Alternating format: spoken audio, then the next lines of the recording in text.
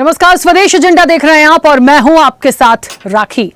उपराष्ट्रपति का चुनाव नए राजनीतिक समीकरण पर प्रभाव, यह बहुत महत्वपूर्ण देखिए बिंदु है और समझने की जरूरत है, क्योंकि आज का दिन उपराष्ट्रपति चुनाव के लिए बेहद ज्यादा कहना चाहिए दिलचस्प भी था। दिन भर की प्रक्रिया के बाद आखिरकार उपराष्ट्रपति चुनाव 2025 का रिजल्ट भी आ गया। एनडीए उम्मीदवार सीपी राधाकृष्णन उपराष्ट्रपति निर्वाचित हुए हैं, लेकिन इस चुनाव को लेकर पिछले दिनों राजनीतिक दलों में जो कुछ गहमा गहमी रही वो कई सवाल खड़े करती है कि देश में उपराष्ट्रपति का चुनाव केवल एक संवैधानिक पद भर नहीं है, बल्कि सत्ता समीकरणों और राजनीतिक ताकत के संकेत देने का बड़ा मंच बन चुका है। इस बार एनडीए को संख्या बल के लिहाज से पहले ही बढ़त साफ दिख रही थी, नतीजे भी उसी के अनुरूप आए, लेकिन ये चुनाव महज जीत या हार से आगे जाकर दोनों गठबंधनों एनडीए और इंडिया ब्लॉक के लिए शक्ति प्रदर्शन का प्रतीक भी बना। क्रॉस वोटिंग, घटक दलों का अनुशासन और चुनाव के दौरान अनुपस्थित रहने वाले दल, इन सभी फैक्टर ने इस चुनाव को और रोचक बना दिया। क्रॉस वोटिंग न सिर्फ नतीजों को प्रभावित करती है, बल्कि गठबंधनों की एकजुटता पर भी बड़ा सवाल खड़ा करती है। जिन दलों ने चुनाव से दूरी बनाई वे भी अपनी अपनी टीम की ताकत को अप्रत्यक्ष रूप से डेंट कर रहे थे। और एक बात और भी है, देखिए कि यह चुनाव केवल दिल्ली तक सीमित नहीं है, इसे आगामी बिहार विधानसभा चुनाव सहित कई राज्यों के चुनावी समीकरणों का ट्रेलर भी माना जा रहा है। ये मुकाबला एक पद से ज्यादा देश की दो बड़ी राजनीतिक धाराओं के बीच इमेज और इंटेंसिटी का भी है। अब एक बहुत महत्वपूर्ण बात यह भी है कि यह बात बिल्कुल सच है, देखिए कि उपराष्ट्रपति का ये जो चुनाव है नए राजनीतिक समीकरणों पर कितना प्रभाव डालेगा। अब क्योंकि एनडीए के उम्मीदवार सीपी राधाकृष्णन की जीत हो चुकी है, उम्मीद भी थी कि अच्छे खासे नंबर से उनकी ये जीत होगी, वो भी हो गई है। जो डिफरेंस आया है 152 नंबर्स का, उस डिफरेंस पे भी हम बात करेंगे, क्योंकि 300 जो एक मत पड़े हैं वो इंडिया ब्लॉक की तरफ से गए हैं। और दूसरी चीज ये भी होती है कि इन सब को डिफरेंस को भी हम देखेंगे, डिफरेंस कैसे आया, क्या आया। जहां तक बीजेपी ये दावा कर रही थी, ऐसा सुनने में भी आया कुछ देर पहले कि क्रॉस वोटिंग की बात ऐसा बीजेपी ने कहा, लेकिन इसके कोई अभी प्रमाणित ऐसी कोई बात सामने आई नहीं है, तो हम कोई उस पर टिप्पणी नहीं करेंगे। लेकिन हाँ, इस डिफरेंस को जरूर देखेंगे और एक बड़ी जीत के रूप में आखिरकार ये चेहरा मिला। अब जिम्मेदारी सिर्फ उपराष्ट्रपति की नहीं है, देखिए इस जिम्मेदारी को बिहार इलेक्शन तक ले जाना है, फिर गठबंधन में कितनी ताकत है, ये सारी चीजों का जो हम एक आज चर्चा में बैठे हैं, इस पर एक बहुत अच्छा एक कंक्लूजन निकालने की भी कोशिश करेंगे। कई मेहमान हमारे साथ जुड़े हैं, सबसे पहले आपका परिचय करा दें। भारतीय जनता पार्टी का पक्ष रखेंगे महेश वर्मा। महेश जी, बहुत स्वागत चर्चा में जुड़ने के लिए। कांग्रेस का पक्ष रखेंगे doctor H N. Upadhyay. H N. Upadhyay ji, आपका भी बहुत स्वागत है। समाजवादी पार्टी का पक्ष रखेंगे डॉक्टर पूजा मिश्रा। पूजा जी, आपका भी बहुत स्वागत है। राजनीतिक विश्लेषक हैं निपुण आलम बयान। निपुण जी, आपका भी बहुत स्वागत है। वरिष्ठ पत्रकार है अरविंद खोखर। अरविंद जी, आपका भी बहुत स्वागत है। और स्वदेश न्यूज के channel head RP Srivastava ji हमारे साथ जुड़े हैं। आरपी श्रीवास्तव जी, आपका भी बहुत स्वागत है। चर्चा की शुरुआत सबसे पहले महेश जी, सुन पा रहे हैं मुझे? हाँ, आपकी आवाज आ रही है सर, मेरी वीडियो नहीं जा रही है अब तक। ठीक है सर, अब से कुछ देर में आएगी। मैं सुन पा रही हूँ आपको। महेश जी, रिजल्ट आ गया और एनडीए के उम्मीदवार जो हैं सीपी राधाकृष्णन, बहुत अच्छे मतों से उन्होंने जीत भी हासिल कर ली, क्योंकि सिर्फ महज एक जिम्मेदारी नहीं थी, बहुत सारे राजनीतिक समीकरण यहां से बनने थे। और क्योंकि इलेक्शन भी है, किस तरह से आने वाला रास्ता आप देखते हैं? छोटी सी प्रतिक्रिया पहले। बिल्कुल, हम सबके लिए खुशी की बात है, गर्व का पल है। राजनीतिक व्याधियां जो थी, ये कहीं ना कहीं उन नतीजों को जो है स्पष्ट रूप से एक प्रकार से ये कह लीजिए कि उन व्याधियों को खत्म करने में जो एक देश में राजनीतिक वातावरण तैयार किया जा रहा था, उस पर कहीं अंकुश भी लगेगा, उस पर लगाम भी लगेगा। और एक प्रोपगंडा और दुष्प्रचार के जरिए जो राजनीति करने का जो एक हथकंडा अपनाया जा रहा था, उस पर तो निश्चित रूप से लगाम लगेगा। अब रही बात कि आखिर में क्या मिला इस नतीजों से, इन नतीजों से दो तीन चीजें स्पष्ट हुई। पहला तो ये कि भाई कांग्रेस को एक बलि का बकरा चाहिए था, और वो बलि का बकरा उन्होंने जस्टिस बी सुदर्शन रेड्डी के रूप में लेकर आए। और ये तिरस्कार है उस आंध्र प्रदेश का, उस तेलुगु भाषाई क्षेत्र का, ये जानते हुए कि संख्या बल उनके पक्ष में नहीं है, उसके बावजूद भी सुदर्शन रेड्डी साहब को लड़ाया गया। एक राजनीतिक पृष्ठभूमि उनकी नहीं है। कांग्रेस के पास ऐसे बहुत लोग थे जिनको वो बलि के बकरा बना सकती थे, लेकिन ऐसा काम जो है उन लोगों ने किया नहीं। और इससे ये स्पष्ट है कि जो जुडिशियरी को ये कहते थे कि ये अभी जब प्रचार कर रहे थे कि देखिए हमारा प्रत्याशी जो है जस्टिस है, न्यायप्रिय व्यक्ति हैं, तो क्या न्यायप्रिय व्यक्ति के साथ यही करना चाहिए? इसी तरह के छलावे के साथ जो है चुनाव लड़ना चाहिए? यही राजनीति करने का, इसी तरह का राजनीति वातावरण तैयार करना चाहिए? और जो सबसे अहम बात है वो ये कि जो इंडी गठबंधन जो दावा कर रही थी कि 324 वोट तो हमारी तय है कि ये तो हमें मिलेंगे, साथ में अंतरात्मा की आवाज, और जो देश में जिस तरह का राजनीति वातावरण बना हुआ है उसमें हमें निश्चित रूप से जो है हम कामयाब रहेंगे, और जो 391 का जो जादुई आंकड़ा है उसको हम लांग जाएंगे। तो लांगने के बजाय जो है आपके 24 गए कहां? पहले तो इसका ही जवाब दे दीजिए। अब आपकी अंतरात्मा कहां रह गई? कांग्रेस बताए कि आपकी अंतरात्मा कहां रह गई जब आपके ही 24 लोग छिटके, और जब आपके ही 24 लोग जो है एनडीए के जो प्रत्याशी है उनका समर्थन दिए, जिनको लेकर आपने इतना हो हल्ला हंगामा मचाया। और तीसरी जो बात है कि निश्चित रूप से ये देश जो है जिस प्रखरता के साथ जो है अपनी चीजों को, अपनी बातों को रखने में कामयाब रहता है, उसी कामयाबी का एक हिस्सा आज का ये उपराष्ट्रपति चुनाव है। और ये प्रदेश की जो राजनीति है, या वो बिहार को लेकर हो, पश्चिम बंगाल को लेकर हो, या वो उत्तर प्रदेश को लेकर हो, आगामी चुनाव इन्हीं प्रदेशों में होना है। तो यहाँ पर तो निश्चित रूप से जो है इसका प्रभाव पड़ेगा। राजनीतिक प्रभाव से जो है वो इनकार नहीं किया जा सकता है। अब सवाल ये उठता है कि कांग्रेस ऐसे में क्या मुंह दिखाएगी? इंडी गठबंधन के नाम पर अब ये किस तरह का हौसला अफजाई होगा? इंडी गठबंधन के नाम पर अब ये किस प्रकार की चीख पुकार होगी, और अब किस तरह के आरोप लगाए जाएंगे? अब इसको लेकर भी अभी हम एक चैनल पे थे, वहां ये कहा जा रहा था कि ये सब साहब ईडी की वजह से ऐसा हुआ। अब ये सारी चीजों का जो है श्रेय ईडी के नाम से दे दिया जाएगा।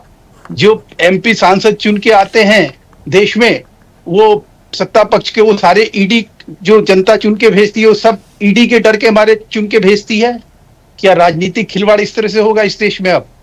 और जो सबसे बड़ी बात यह है कि उपराष्ट्रपति का चुनाव जो है जिस प्रकार से हमने सोचा था और जो हमें अंदाजा था, हमने उससे कहीं अप्रत्याशित ज्यादा हमें उससे वोट मिले, और कहीं ना कहीं एनडीए का प्रत्याशी और एनडीए के जितने अलायंस थे और जितने लोग थे, जिस तरह का एक हुआ और जिस तरह का एक वातावरण खड़ा करने की कोशिश की गई, उसके ऊपर एक करारा तमाचा है। ठीक है। और आप ये एक तरह से कांग्रेस ने कसाईगिरी का काम किया। जो जस्टिस बी सुदर्शन रेड्डी को एक तरह से बलि का बकरा बनाया। आपको बनाना ही था तो किसी और को बनाते, और जिनका कोई पॉलिटिकल बैकग्राउंड नहीं है, जो कभी भाई सीपी राधाकृष्णन साहब तो सांसद रहे, वो हमारे यहाँ सचेतक रहे, वो हमारे पार्लियामेंट्री प्रक्रिया के एक हिस्सा रहे हैं, उनको मालूम है, उनको अनुभव है। ऐसे व्यक्ति के होने का मतलब हमारे लोकतंत्र को कहीं मजबूती देती है। वो कहीं एक समन्वयक के रूप में, एक बहुत ही मैच्योर पॉलिटिशियन के रूप में जो है उनकी भूमिका बड़ी होगी, न कि एक जस्टिस के नाम पर आपने जिस तरह से हंगामा काटा और जिस तरह से आपने चीजों को रखा। ऐसा लग रहा था कि पता नहीं चुनाव और नतीजे से पहले जो है आप इस देश को क्या देने जा रहे हैं। ठीक है, ये बहुत एक सोची समझी चाल थी कांग्रेस की, जो उन्होंने बी सुदर्शन रेड्डी जी के जरिए जो है उन्होंने पूरी कर ली, और बलि का बकरा उनको मुबारक। अब इससे ज्यादा हम क्या कहें। ठीक है, चलिए, सबके अपने अपने मत हो सकते हैं, आऊंगी मैं इस पे भी। एच.एन. उपाध्याय जी, आवाज पहुंच रही है? जी पहुंच रही है।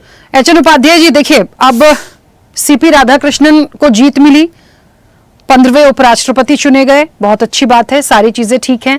लेकिन एक जो बात भारतीय जनता पार्टी कर रही है, उनके ही वक्तव्य हैं, उसी को आगे बढ़ा रही हूं, क्योंकि उनके पास दिन भर से चीजें आई होंगी, जो चीजें हैं। मैंने एक बात कही थी क्रॉस वोटिंग को लेकर, मैं बहुत ज्यादा बात इसलिए नहीं करूंगी क्योंकि जब तक चीजें आती नहीं हैं सारी सामने, हमें नहीं किसी पर कोई टिप्पणी करनी चाहिए। लेकिन उन्होंने खुद इस चीज को कहा कि आपके 24 लोग, पहला सवाल। दूसरी चीज उन्होंने कहा कि आपने कैंडिडेट ऐसा रखा जिसे बलि का बकरा बनाया गया, कोई पॉलिटिकल बैकग्राउंड नहीं। तो ये कहीं ना कहीं आप लोग या तो उनको समर्थन दे देते जैसा कि माना जा रहा था, ये सारी चीजें करने के बाद भी हार हुई। हालांकि मैं एक चीज और बोलती हूं, यदि मान लीजिए ये 24 जो वो कह रहे थे चले भी जाते तो भी क्या था सर, बहुत सिर्फ एक थोड़ा सा आंकड़ा में गैप कम आता, बाकी इससे ज्यादा तो कुछ होना नहीं था। लेकिन ये जो हुआ, क्या मानते हैं? क्योंकि उनके नंबर ऑफ जो एमपीज हैं उनकी उस वजह से ये तमाम चीजें हुई, या कुछ और?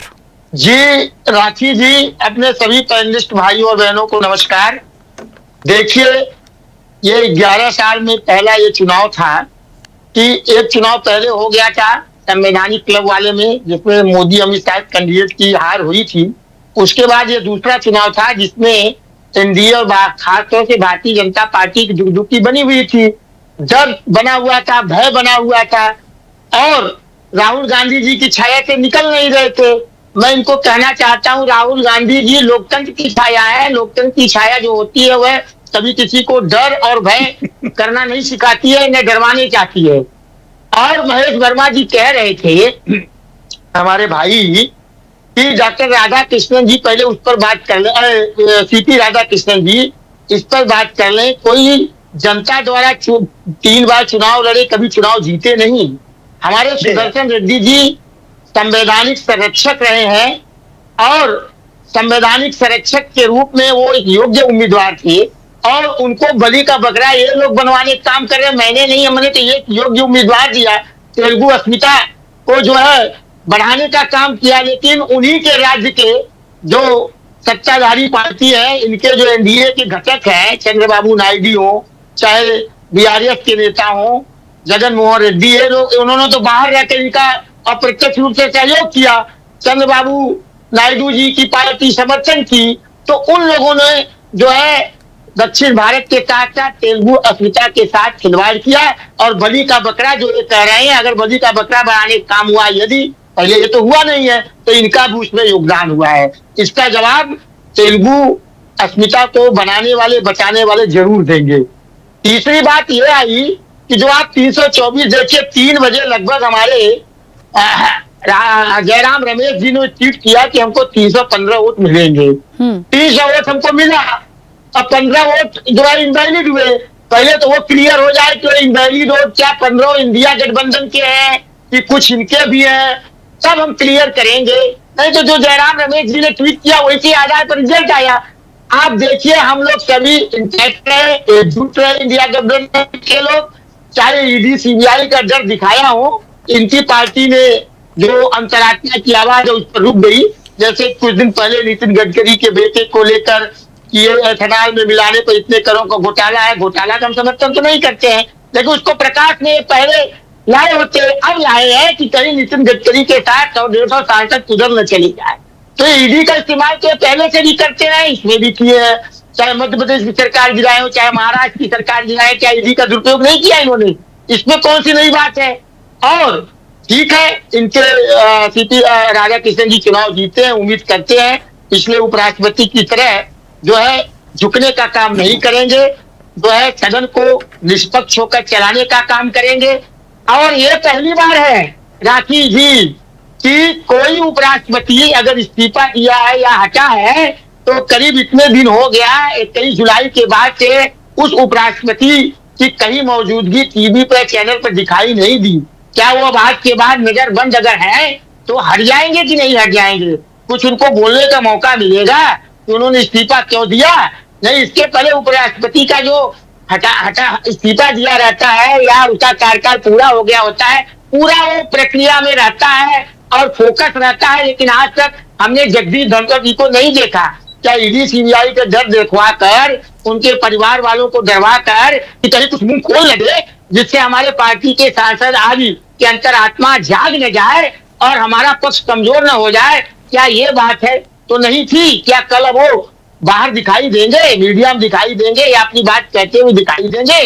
और हमारे कहने का मतलब है कि हम लोग एकजुट रहे हैं। 315 3:01 या 5 मिनट उन्होंने ठीक किया था, उसके हिसाब से हम लोग अगर 15 इंडिया गठबंधन के इनवैलिड होता है तो हम लोग पूरे के पूरे वोट पाए हैं, 315 वोट। हमारा कोई इधर से उधर वोट नहीं गया हुआ है।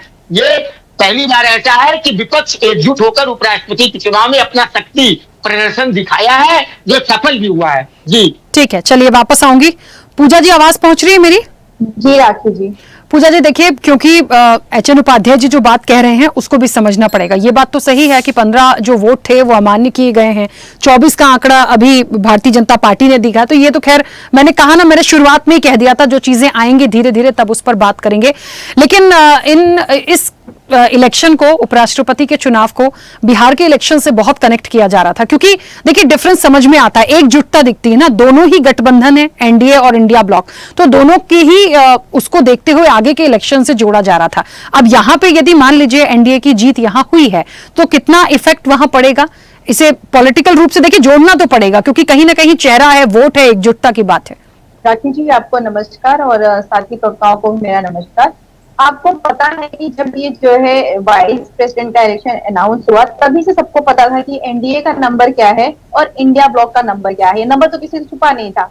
तो मैं कहूंगी कि चाहे वो भाजपा के जो प्रवक्ता कह रहे थे कि उनको स्केप गोट बनाया गया, जो रेड्डी जी को, तो रेड्डी जी जो है जस्टिस रहे हैं, उनको आप स्केप गोट कैसे बना सकते हैं? यहाँ कोई हिडन तो था नहीं कि संख्या बल ना पता हो कि ये कोई भी प्रैक्टिकल के साथ में देख सकते हैं आप राखी जी की संख्या बल बहुत क्लियर था, तो उनको पता था, वो स्केप गोट नहीं थे। लोकतंत्र के लिए जरूरी होता है, सरकारें बनती है नंबर से, पर लोकतंत्र मजबूत होता है जब विपक्ष की आवाज जो है बुलंद रहे और विपक्ष मजबूती के साथ में खड़ा रहे। तो लोकतंत्र के मजबूती के लिए बहुत जरूरी था कि ये चुनाव में जो है विपक्ष पार्टिसिपेट करे, तो हमने पार्टिसिपेट किया।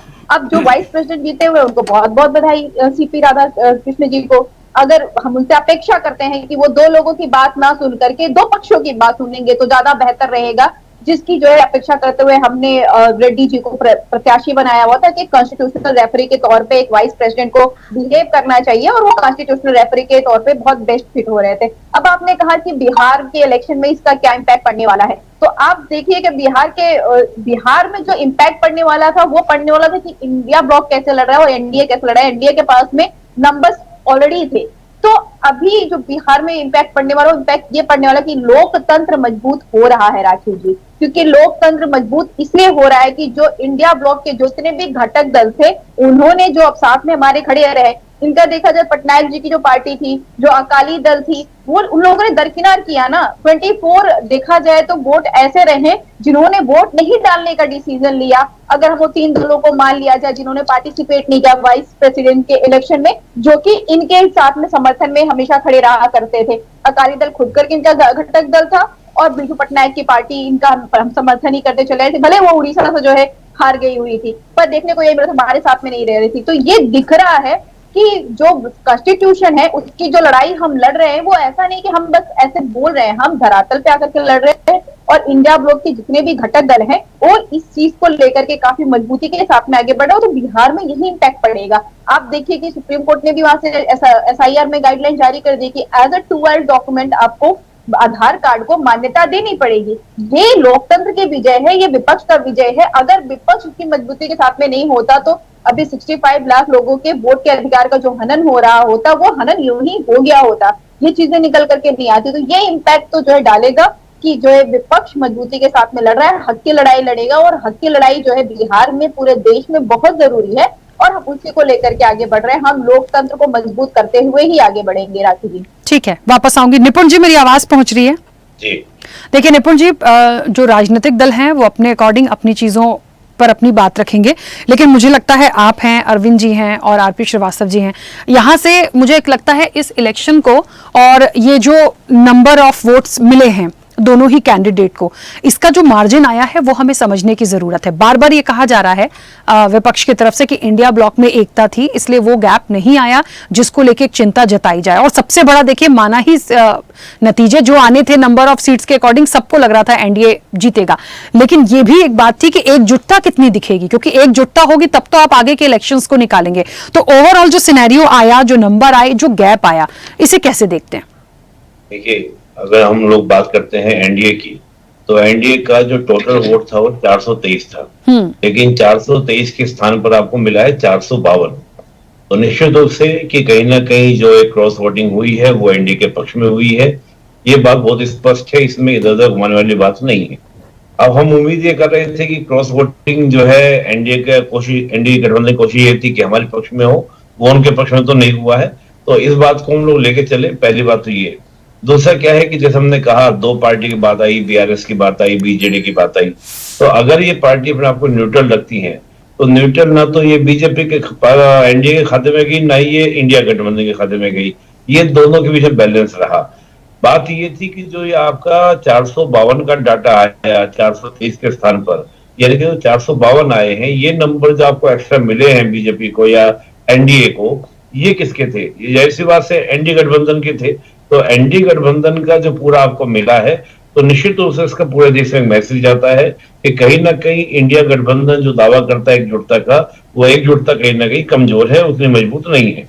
पर यह जरूर है कि विपक्ष बहुत दमदार तरीके से फाइट की, और बहुत ही मुझे लगता है कि 20 सालों के बाद, या तो भैरव सिंह शेखावत जी का चुनाव हुआ था जो इस प्रकार का लग रहा था, क्योंकि पिछली बार का चुनाव था अजीत जी का, जो हमारे वाइस प्रेसिडेंट बने थे 14वें, तो उनके समय क्या था कि बड़ा गैप था, बहुत क्लियर कट था। लेकिन इस बार हम उम्मीद कर रहे थे कि ये गैप काफी कम होगा, नंबर के हिसाब से निश्चित रूप से था। लेकिन देश का इसमें मैसेज यही जाता है कि कहीं ना कहीं अभी भी इंडिया गठबंधन में जिस प्रकार की बात होनी चाहिए वो एकजुटता नहीं है। बाकी बहुत सारी चीजें भी खुलकर आएंगी जब सारा डाटा निकल कर आएगा कि किसने क्रॉस वोटिंग की, क्या रीजन था, क्या कारण था, वो सब आपका देश के सामने आएगा, तब और ज्यादा तस्वीरें क्या होंगी, क्लियर होंगी। जी राखी जी। ठीक है अरविंद जी, मेरी आवाज पहुंच रही है? जी अरविंद जी, आपको भी ऐसा लग रहा है क्रॉस वोटिंग हुई है? मुझे ये इसलिए अब खुल के पूछना पड़ रहा है क्योंकि भारतीय जनता पार्टी ने दावा किया, 24 वोट्स की बात आई। जो कांग्रेस है वो ये कह रही है कि 15 तो अमान्य हो गए थे, डिक्लेरेशन हुआ था 315 वोट का, जिसमें से 15 अमान्य हुए, 300 में पूरे मिले। निपुण जी को लगता है यस, कहीं ना कहीं कुछ तो हुआ है, क्योंकि जो एनडीए के नंबर्स आने थे उसमें से 423 में से 452 का आंकड़ा गया है। ये जो बीच के नंबर हैं ये बहुत बड़ा एक क्वेश्चन मार्क खड़ा करते हैं कि आखिर किसकी तरफ से क्या हुआ। आपको भी लगता है क्रॉस वोटिंग हुई इस इलेक्शन में? देखिए, न केवल क्रॉस वोटिंग हुई है बल्कि इस जो उपराष्ट्रपति पद का जो चुनाव की वोटिंग आज हुई है, जो नतीजा है उससे ये एक बार फिर ये साबित हो गया कि अमित शाह से बड़ा मैनेजमेंट अभी आज के दौर में भारत में कोई नहीं कर सकता। देखिए, मैं आपको बताऊं, केवल ये उपराष्ट्रपति का चुनाव साधारण चुनाव नहीं था। आप ये मान के सरकार की इस पे आन बान शान की बात थी, सरकार में जाती है अगर हल्की सी गड़बड़ हो जाती है। और मैं आपको बताऊं कि दिल्ली के जितने 5 स्टार होटल है, टॉप के 5 स्टार 3 होटल मैं आपको बता देता हूँ जो एयरपोर्ट के आसपास हैं, उसमें पिछले 5 दिनों से वो रिजॉर्ट पॉलिटिक्स की तरह यहाँ पे बंधक तो बनाए नहीं जा सकते थे, लेकिन जिस तरह की ताकतें यहाँ लग गई थी, मैं आपको बताऊं इसके अंदर आईबी तक इन्वॉल्व हो गई थी, नेता तभी तमाम तरह के नेता इसमें इन्वॉल्व हो गए थे, पक्ष विपक्ष के। इस लेवल की जो आपकी बात जो विपक्ष ने प्लानिंग की थी, विपक्ष की पूरी प्लानिंग थी। 34 सांसद है, नीतीश कुमार और इसके चंद्रबाबू नायडू के मिलाकर के जो है राज्यसभा लोकसभा मिलाकर के, विपक्ष की पूरी कोशिश थी कि 34 में से कम 4 सांसदों को गैरहाजिर करा दिया जाए, ताकि पूरा एक बिल्डअप, एक पूरा का पूरा माहौल बिल्डअप किया जाए कि एनडीए में फूट पड़ गई है और आने वाले टाइम में सरकार ये जाएगी। लेकिन उसके बावजूद जिस तरह का मैनेजमेंट ये हुआ है और जिस तरह के जो नंबर आए हैं, इससे साबित हो गया कि कुछ भी हो, जो जमीन की राजनीति और मैनेजमेंट है उसमें जो है ना बीबी मोदी और अमित शाह विपक्ष में बेहद भारी है। देखिए, आप पूरी इसके अलावा एक घटनाक्रम और अभी दिल्ली में हुआ है कि जो पिछले चुनाव से 2 दिन पहले हुआ है, कुछ सांसद बाहर भेजे गए थे जो है, जिनकी जो है अब उनका नाम लूंगा तो फिर बात गड़बड़ हो जाएगी। मलेशिया गए थे 4 सांसदों को, ये मैनेजमेंट का तरीका है। कल सुबह ही वापस बुलाया गया है उनको, कैसे वापस बुलाया गया है सरकार जाने, जो उनके हैं वो जाने, लेकिन मैनेजमेंट इस लेवल का हुआ है। विपक्ष ने मैनेजमेंट की बार इतना तगड़ा किया था कि 34 में से 4 सांसदों के ऊपर ऐसी मार्किंग की गई थी कि वे गैरहाजिर रह जाए या ना हो पाए, ताकि एक पूरा माहौल बने कि एनडीए में फूट पड़ गई, खास करके चंद्रबाबू नायडू को। और चंद्रबाबू नायडू को और नीतीश कुमार को टारगेट करने के लिए ही बी सुदर्शन रेड्डी का नाम इसमें आया था। तो देखिए, बी सुदर्शन रेड्डी के नाम का खतरा था कांग्रेस के सामने। देखिए, बी सुदर्शन रेड्डी जज साहब रहे हैं, लेकिन जज साहब रहते हुए उनकी जो है उनकी जो है देश को एक ही अमानत दी गई है उनके फैसले से, जो उन्होंने सलवा जुड़ों को रोक दिया था, जिसपे बीजेपी का कहना है, अमित शाह का कहना है कि नक्सलाइट को समस्या को दूर करने में टाइम लगा। छत्तीसगढ़ और जो झारखंड में बी सुदर्शन रेड्डी का नाम कांग्रेस को नुकसान दे जाएगा, लेकिन उसके बावजूद इसके नाम पे दांव खेला गया था रेड्डी साहब के। वो कारण सिर्फ ये था, किसी तरह से चंद्रबाबू नायडू और नीतीश कुमार के खेमे में 2-4 सांसदों की अगर सेंध लगाने में कामयाबी हो गए तो सरकार चलने नहीं पाती, क्योंकि 99 लोकसभा सीट जीतने के बाद कांग्रेस ही कहने लगी बल्कि सरकार भले ही तुम्हारी सिस्टम हमारा है, लेकिन उसके बावजूद 2 आज नतीजे आए हैं। इससे लगभग ये 33 सांसदों ने क्रॉस वोटिंग बीजेपी के पक्ष में, बीजेपी के उम्मीदवार सीपी राधाकृष्णन के पक्ष में की है, और 33 की क्रॉस वोटिंग आने वाले राजनीतिक समय में एनडीए को मजबूत करेगी और इंडिया गठबंधन को निश्चित तौर पे कमजोर करेगी। और बिहार में इसका जो देखिए, बीजेपी की मशीनरी इतनी शानदार मशीनरी है, जो प्रोपेगेंडा कहो या उसको प्रचार कहो या उसको माहौल बनाने के लिए कहो, इनको बिहार में ऐसा माहौल बना दिया जाएगा, इसका निश्चित तौर पर मुझे लगता है कि हालांकि नतीजे तो जो आएंगे तो पता चलेगा, लेकिन बिहार में इसका निश्चित तौर पर लाभ होगा। लेकिन हाँ, अब की बार ये तय है कि अब की बार का उपराष्ट्रपति का चुनाव लगभग ऐसा ही चुनाव है जैसे लोकसभा का चुनाव होता था। इतनी ही यहाँ पे गहमा गहमी थी दिल्ली के अंदर, इतनी ही तमाम तरह की तरीके टैक्टिक्स अपनाई गई थी, तमाम तरह के जो है वो जो तरीके अपनाए गए थे, साम दाम दंड तमाम तरह के अपनाए गए थे। किसी तरह से एनडीए के सांसद टूटे, लेकिन वो टूट नहीं पाए। जी बिल्कुल ठीक है। आरपी श्रीवास्तव जी, आखिरकार 15वें उपराष्ट्रपति मिल गए और एक बात बहुत महत्वपूर्ण थी, क्योंकि सबसे ज्यादा नजर इसलिए भी थी क्योंकि ये जो चेहरा था ये आने वाले इलेक्शंस में इनके जो एनडीए और इंडिया ब्लॉक है इनके गठबंधन के नए राजनीतिक समीकरण को गढ़ने की एक बात की जा रही थी। अब क्योंकि आ चुकी है, सारी तस्वीर साफ हो चुकी है, जो नंबर ऑफ गैप आ रहा है जो वोट्स का, वो उसे आप कैसे देखते हैं और इसका कितना इफेक्ट आने वाले इलेक्शन में देखते हैं? मतलब ओवरऑल इस प्रक्रिया को देखे दिन भर के बीच में जो अप एंड डाउन आए, ओवरऑल कैसे दिखा आपने?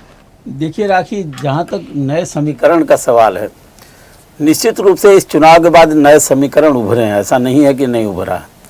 आपने देखा होगा सीटों का अंतर जहाँ तक है, ये जो चुनाव हुआ था साउथ वर्सेस साउथ कर दिया गया था, जिसमें जो है आंध्रा से जो है रेड्डी साहब को खड़ा किया गया वहाँ से।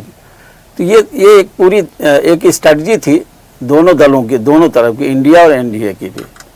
लेकिन एक चीज़ और भी यहाँ समझने वाली बात है, आज जो अंतर बता रही है ना 32 वोटों का, 30 वोटों का, वो कहाँ से हुआ और 15 वोट इनवैलिड हुए? बड़ा महत्वपूर्ण सवाल है, क्योंकि आपने देखा होगा कि निश्चित रूप से इंडिया गठबंधन ने, एनडीए ने जो है, उनकी रणनीति बहुत पक्की थी। लेकिन एक और अस्मिता का सवाल था जो हम यहाँ चर्चा नहीं कर रहे हैं, वो तमिलनाडु की। वहाँ डीएमके के पास कितने सांसद हैं जो वोटिंग कर रहे थे? मेरे ख्याल में लगभग जो है लोकसभा राज्यसभा मिला के 32 सांसद हैं। तो वहाँ भी चुनाव होने वाला है। उन्होंने अपनी उन चीज़ों को भी बचाने का प्रयास किया। अगर मान लीजिए डीएमके वोटिंग कर देता इनके खिलाफ तो ये संख्या बढ़ जाती। मतलब यह है कि ये पूरा का पूरा 332 पहुंच जाते, लेकिन ऐसा हुआ नहीं। हमें लगता है कि जो क्रॉस वोटिंग है उसको बड़ा जो है उसका पोस्टमार्टम करने की जरूरत है कि आप अब आने वाले समय में जो वोट गिरे हैं बैठ करके राजनीतिक दल अपनी समीक्षा करेंगे कि क्या है। जहाँ तक इंडिया गठबंधन और बिहार से चुनाव का सवाल है, हमें लगता है कि उत्तर भारत में जितने भी जो भी समर्थन मिला इंडिया गठबंधन को वो काफ़ी मजबूत दिख रहा है। ऐसा नहीं है कि 300 वोट जो मिले हैं उनको, भले ही 20 सीट 22 या 30 वोट कम हो गए हों, लेकिन फिर भी आप जरा देखिएगा कि ये वोटिंग ये अपने अपने किले को बचाने की कवायद थी। जहाँ तक जीत हार का सवाल है, देखिए जीत तो पहले से तय थी। सत्ता पक्ष के पास इतना वोट था कि 100 वोट को जो है 100 वोट का जो अंतर था करीब करीब, उन वोट्स को जो है कैसे भरपाई कर पाता विपक्ष। तो विपक्ष ने, एक प्रजातंत्र में सबको लड़ने का अधिकार है, ये नहीं कहा जा सकता कि किसको बलि का बकरा बनाए, किसको क्या किए। कितना भी आप देखते होंगे कि जब चुनाव होते हैं तो राजनीतिक दल अपने अपने कैंडिडेट खड़ा करते हैं। ये कोई तय थोड़ा कर पाता कि हारेंगे या जीतेंगे। यहाँ तो हार जीत पहले से डिसाइड थी, कोई ऐसा नहीं है कि नई कोई बात है। हम लोग भी बैठ करके इस पर चर्चा करते थे और ये देख रहे होंगे कि अगर मान लीजिए उनकी सीटों में कम होता है एनडीए में तो निश्चित रूप से एक सवाल खड़ा होता है। लेकिन ये जो वोट लगभग जो है 30 वोट बड़े जो 452 मिले उनको, उसमें एक बात तो तय है कि उन्होंने उसको गेन किया। अब गेन किस अर्थ में किया ये देखना होगा। जो साउथ में पांव पसारने वाली बात हो रही थी भारतीय जनता पार्टी की तमिलनाडु में खास करके, हमें लगता है कि स्टालिन जो है अपनी जो है एक तरह से वो बचाने में कामयाब हुए होंगे। अभी देखिएगा, अभी निकल के सारी बातें समझ में आएंगी। जबकि डीएमके जो है इंडिया ब्लॉक का एक हिस्सा है, लेकिन इस मुद्दे पर, अपने क्षेत्रीय मुद्दे पर अब ये यहाँ से बैठ के अभी नहीं बता सकते। लेकिन इतना जरूर है कि ये जो चुनाव है एक तरह से अब तक 20 सालों के बाद एक ऐसा चुनाव हुआ है जहाँ दोनों के बीच का वोट का अंतर कम हुआ, मतलब वोट का अंतर मतलब कम हुआ है। पहले क्या था, बड़ा गैप होता था। किसी भी विपक्ष को हमेशा जो है 20-22% से ज्यादा उपराष्ट्रपति के चुनाव वोट मिलता नहीं था। लेकिन इस बार जो है लगभग 60 और 40 का अंतर है, तो इसको भी समझना होगा।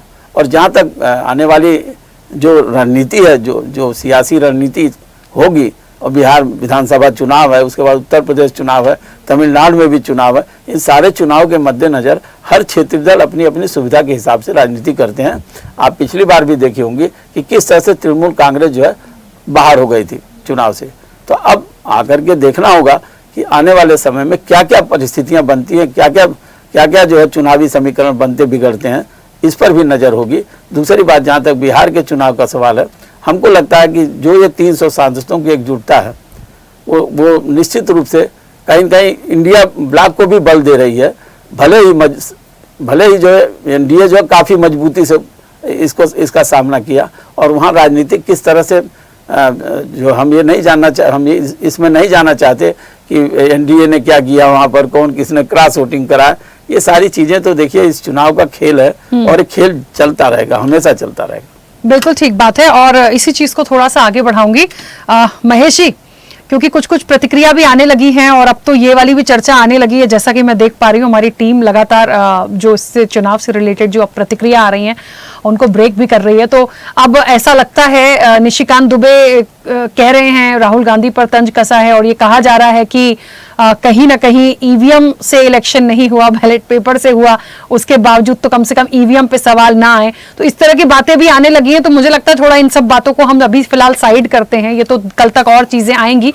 लेकिन एक बात तो है महेश जी, अब अगला टास्क कहना चाहिए, अगली चुनौती सबके अकॉर्डिंग, क्योंकि जहां तक साउथ को साधने की रणनीति थी वो तो है ही, लेकिन इनकी जो एकजुटता है उसको भी मुझे ऐसा लगता है कि कम ना आके, क्योंकि बिहार का इलेक्शन, वहां का सिनेरियो, इनकी एकजुटता, ठीक है माना कि इलेक्शन जीते हैं, लेकिन इलेक्शन विधानसभा का बहुत अलग होता है सर, वहां के मुद्दे बहुत अलग होते हैं, और विपक्ष जिस तरीके से चला है, जिन चीजों को लेकर चला है, ये भी बड़ा महत्वपूर्ण होगा।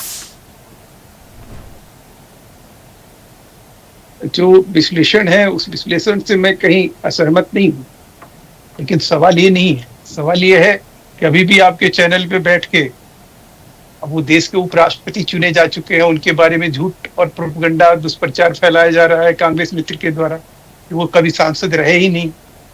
वो मित्र वो 1998 में कोयम्बतूर से सांसद निर्वाचित रहे हैं, ये आपकी जानकारी हम दे दें। दूसरा, हमारे जो मित्र अरविंद किशोर जी कह रहे थे कि हमारा पॉलिटिकल मैनेजमेंट, बिल्कुल हम हर एक चुनाव को संजीदगी से लड़ते हैं, हम पूरी ताकत से लड़ते हैं, पूरी शिद्दत से लड़ते हैं। हम वो लोग नहीं है कि उपराष्ट्रपति का चुनाव और मलेशिया में हम मजे ले रहे हैं। मलेशिया में कौन मजा ले रहा है? हिमाचल डूबा जा रहा है, प्रधानमंत्री वहां जाकर हिमाचल के लोगों की कुशलक्षेम पूछ रहे हैं, और वहां कांग्रेस शासित वो प्रदेश है, प्रतिपक्ष के नेता कहाँ है? किसी ने पूछा ये बात?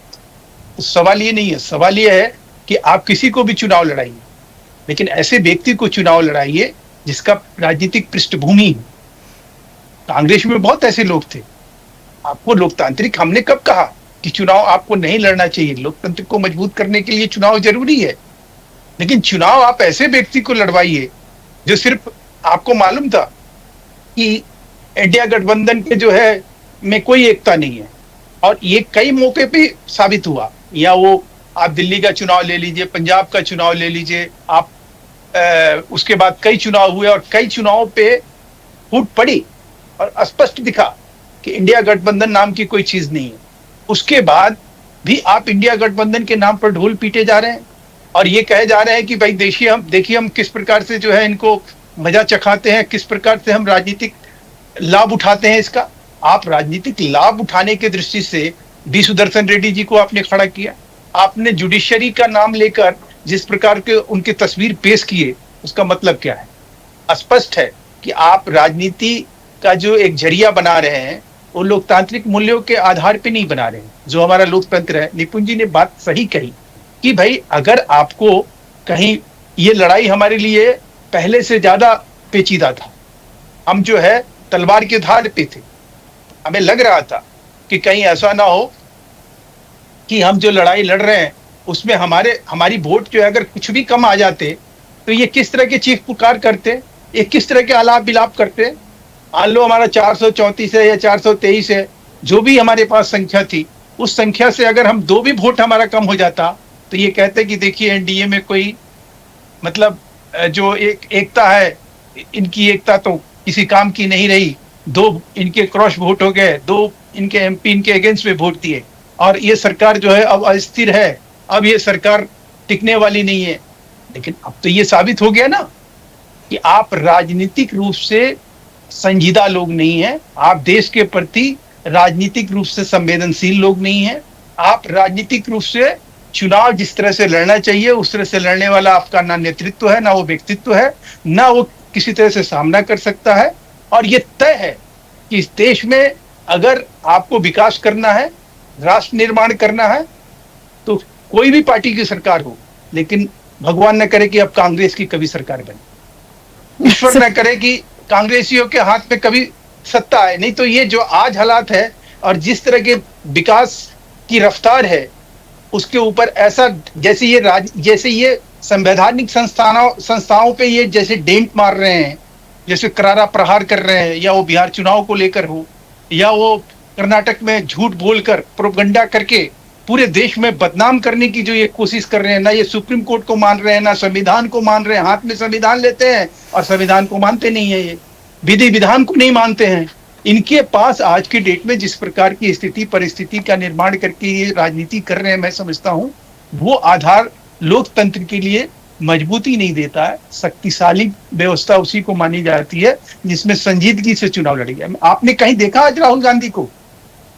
मुझे आप बता दीजिए, प्रतिपक्ष के नेता है, कहीं उनकी उपस्थिति दर्ज हुई? बताइए आप। चलिए, मुझे तो ये समझ में नहीं आता, इतनी नाराजगी, इतना जहर कांग्रेस को लेके कि बाप रे, ये तो मतलब एक विश देश की बात है सर, देश की बात है, लेकिन विपक्ष के लिए इतना जहर अंदर से, बाप रे। ठीक है, राजनीति अपनी जगह है, लेकिन इतनी बातें हो गई आज की। देश आपका और मेरा है, ये देश आपका और मेरा सबका है, सबकी यही चिंता करनी चाहिए, जिससे जो देश के लिए। राखी जी, अगर आप 10 लोगों की भला कर रही है तो आपके बारे में प्रशंसा करने में क्या जाता है? देश निर्माण में, राष्ट्र निर्माण में, समाज निर्माण में अच्छे काम के लिए कोई भी प्रशंसनीय काम, हमने ये नहीं कहा कि राहुल जी बुरे हैं, लेकिन राहुल जी की जब जरूरत है तब वो कहाँ है, सवाल ये उठता है। ठीक है, चलिए अब 1 मिनट, शायद आपने देखा नहीं कुछ, मैं कुछ बोलूंगी नहीं, क्योंकि क्या होता है अमूमन कई बार ऐसा बोल देना होता है और फिर उस पर क्वेश्चन मार्क हो जाता है कि आप इनका साइड ले रहे हैं, तो वो साइड मैं अभी बैलेंस कर देती हूँ। एचएन उपाध्याय जी, बेहतर जवाब आप ही देंगे, जवाब आप ही दे दीजिए, क्योंकि सब कुछ आया कांग्रेस पर है, तो कांग्रेस बोले तो अच्छा होगा। मेरा व्यक्तिगत रूप से कुछ भी बोलना अभी गलत हो जाएगा। नहीं राखी जी, आप निश्चिंत रहिए, मैं जो है आपकी बात बोल दूंगा। देखिए, महेश वर्मा जी कह रहे थे कि राहुल गांधी जी कहाँ, पहले इसी बात से हम पीछे जाएंगे। राहुल गांधी जी हर जगह हर पीड़ित की मदद करने के लिए मौजूद रहते हैं। पंजाब में वहां के बाहर वहां के लोग त्राइमाम कर रहे हैं, लेकिन हमारे प्रधानमंत्री जी कहीं दिखाई नहीं दे रहे हैं। पंजाब में जो उनकी हार हुई है उसका बदला ले रहे हैं क्या? मणिपुर में 2 साल से ऊपर हो गया, वहां की जनता जो रही है नहीं गए। और सुनिए, जब सब काम महेश राहुल गांधी ही करेंगे तो आप छोड़ दीजिए गद्दी, विपक्ष अपना कर लेगा। राहुल निकल रहे हैं, विपक्ष में होते हुए भी उन्होंने बहुत काम किया। आप बताइए, राहुल आप कहते हैं कि ये लोग कहते हैं सत्ता हमारी, सिस्टम कांग्रेस अपनी बता रही है सिस्टम है, तभी आप जीएसटी पर यू टर्न लिए, समझ रहे हैं? आधार कार्ड जो एफआईआर चल रहा था वो अधिकार यात्रा, सुप्रीम कोर्ट ने आप सख्त आदेश दिया कि आपको आधार कार्ड मानना पड़ेगा। आप 65 लाख लोगों को आप लोकतांत्रिक चुनाव के ऊपर परंपरा से नहीं परंपरा से बाहर करना चाह रहे थे, उस पर आपकी रोक लग गई। जो आप चुनाव आयोग की पैरवी कर रहे थे ना, वो कहाँ गए आपका? दूसरी बात, आप कह रहे हैं हमारे उपराष्ट्रपति के कैंडिडेट वो भैया योग्य व्यक्ति थे, वो आपका चीफ जस्टिस या अन्य जजों को राज्यसभा आदि नहीं भेजे हैं क्या वो राजनीतिज्ञ थे? अरे इसके पहले भी राष्ट्रपति उपराष्ट्रपति रहे हैं जज से संबंधित लोग। आप आरबीआई गवर्नर को इतिहास के विद्यार्थियों को बना देंगे, उस समय उनकी योग्यता नहीं देखेंगे। अगर ये हमारे सरकार देखी होती तो मनमोहन सिंह जैसा योग्य वित्त मंत्री हमको नहीं मिलता, बाद में प्रधानमंत्री नहीं मिलता। हम योग्यता का ज्यादा हमको न बताइए, कांग्रेस ज्यादा सम्मान करती है। आप जो कह रहे हैं कि अब वोट की बात आई, जैसा आरती श्रीवास्तव जी ने कहा, हर चुनाव के अतिरिक्त इस बार जिस तरह से विपक्ष ने एकजुटता दिखाई है, ये इससे घबराए हुए हैं। आने वाले चुनाव में वह और प्रभावी ढंग से इनको जो है छाया के रूप में दिखाई देगा।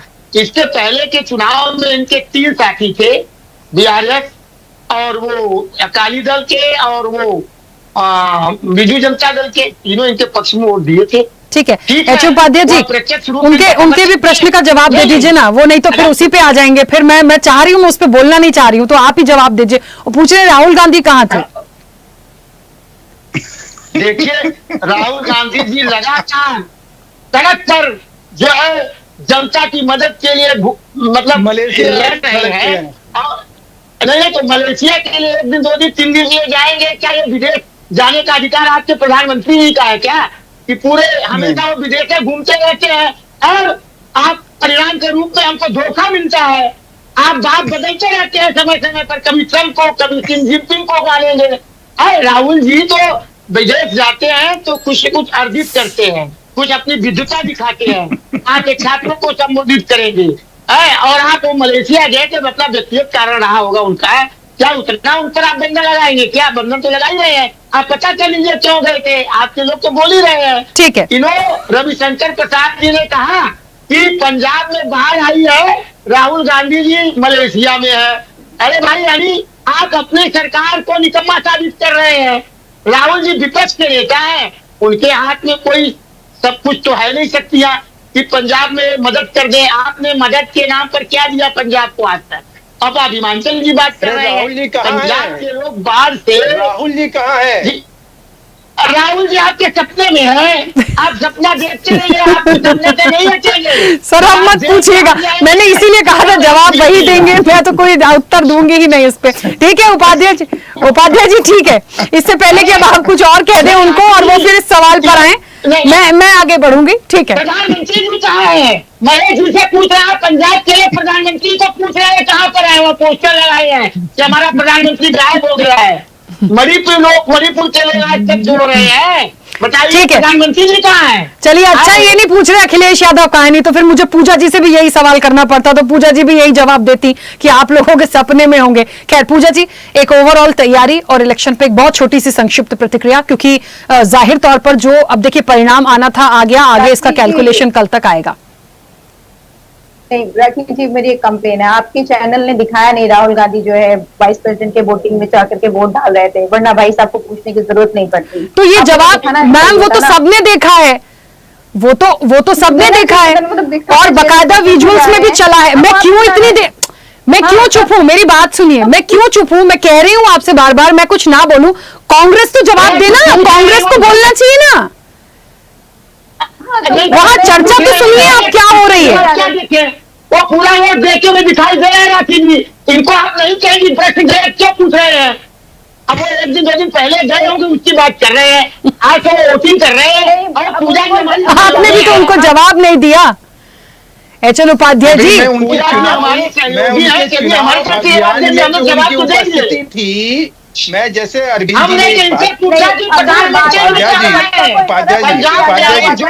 लगातार उन्होंने मोनोलॉग बोला था, भाजपा के प्रवक्ता महोदय आपने मोनोलॉग बोला था, हमने से किसी ने भी इंटरप्ट नहीं किया था, नहीं पूछा कि जब पुलवामा पे पहलगाम में जब अटैक हो रहा था माननीय प्रधानमंत्री बिहार में जाकर के अंग्रेजी बोल रहे थे, हमने नहीं पूछा था ना।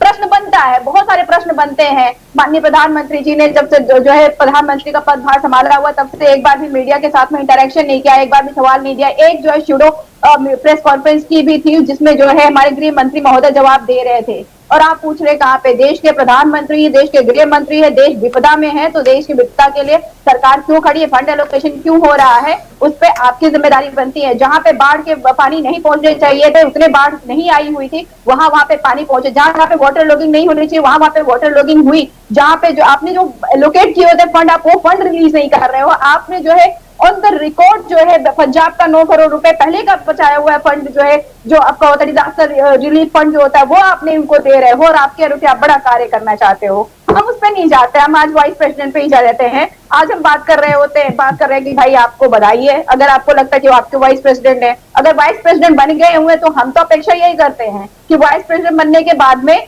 आपकी जिम्मेदारी बनती है कि आप एज ए रेफरी जो है आप काम करिए। पर जब उठाते हैं कैंडिडेचर पर प्रश्न, आप कहते हैं कि जो है सुप्रीम कोर्ट के जो जस्टिस रहे हैं उनको हमने जो चुनाव लड़ाया कैंडिडेचर गलत है, कैसे गलत हो गया?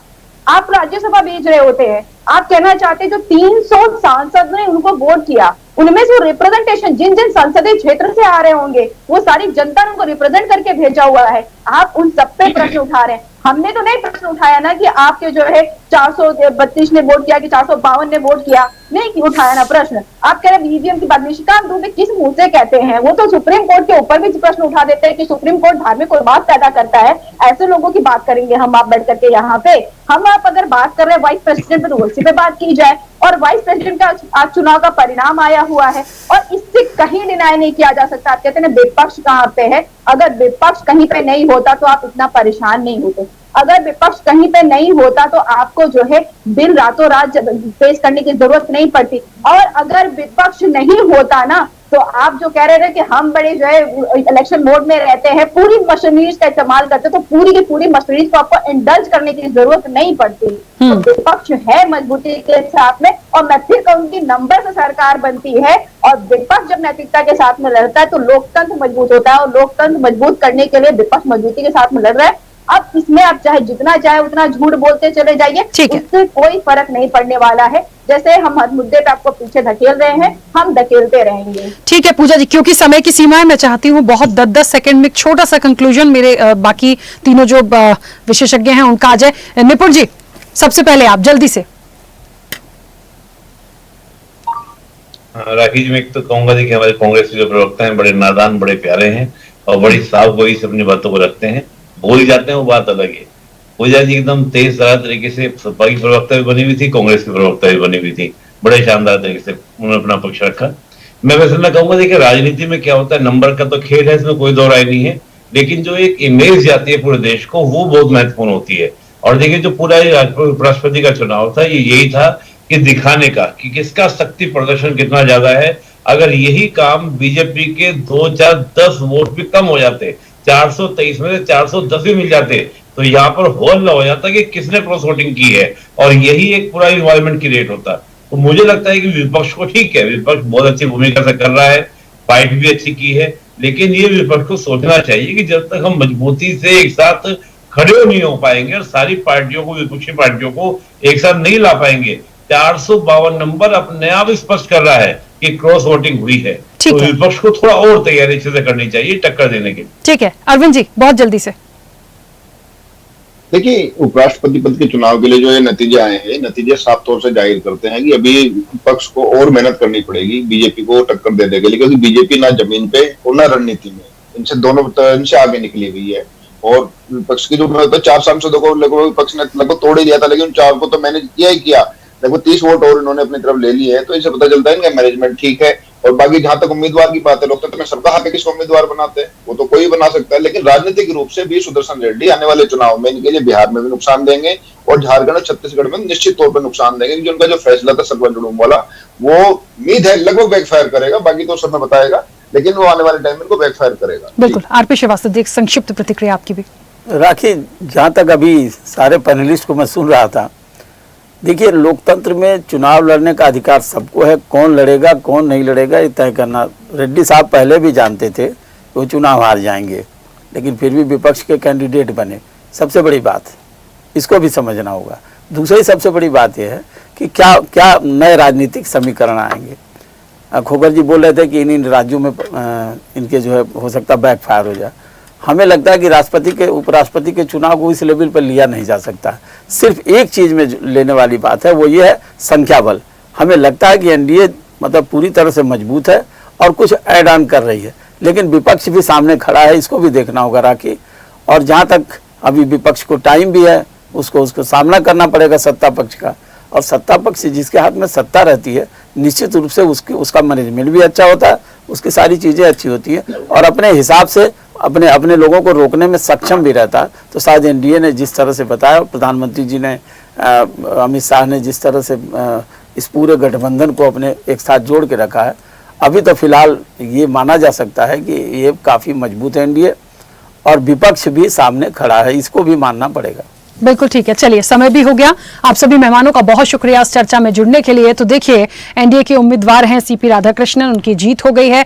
और क्योंकि एक नए समीकरणों की बात हो रही थी, सबसे अच्छा जो बैलेंस आया, देखिए इन वोटों का कल तक में और चीजें क्लियर आ जाएंगी, कहां क्रॉस वोटिंग हुई है, नहीं हुई है, कैसे हुआ है, 15 जो अमान्य थे वो क्या थे, तो ये सब क्लैरिफिकेशन धीरे धीरे आएगा। लेकिन जो नंबर्स विपक्ष को भी मिले हैं, हमें देखना पड़ेगा कि वो जो दावा कर रहे थे 315 का, यदि वो एक्यूरेट बैठता है तो फिर कहां से चीजें हुई हैं, ये समझने वाली बात है। लेकिन फिर भी इंडिया ब्लॉक का जो एक कहते हैं ना कि एकजुटता थी, वो आने वाले में समय में और इलेक्शन में बिहार के ये एकजुटता ऐसे ही रहेगी। तो देखिए, वो तो विधानसभा का चुनाव है, वहां जनता को तय करना है, लेकिन ये एकजुटता एक बहुत बड़ा मैसेज जरूर देती है। बाकी एक बात कहूंगी, जो जीता वही सिकंदर, तो उसके लिए कुछ ज्यादा कहने की जरूरत नहीं है। चर्चा में इतना ही। बने रहिए स्वदेश न्यूज के साथ। सबसे पहले देश। ऐसे ही वीडियोस के लिए लाइक करें, शेयर करें, फॉलो करें। YouTube पर जाकर सब्सक्राइब कर बेल आइकन दबाना ना भूलें और ताजा अपडेट्स के लिए स्वदेशलाइव.com पर जरूर जाएं।